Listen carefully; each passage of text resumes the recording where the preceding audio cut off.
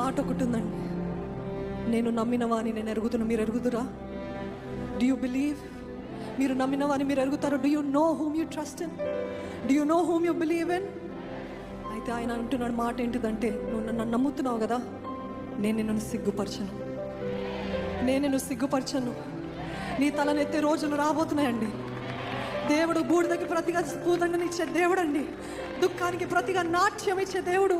ఈరోజు దుఃఖముతో ఉన్నారేమో కానీ 2026 a year of joy in the name of Jesus.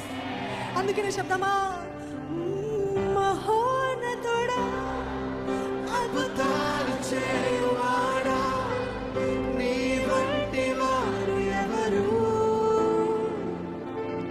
నీ వంటి వారు లేరు.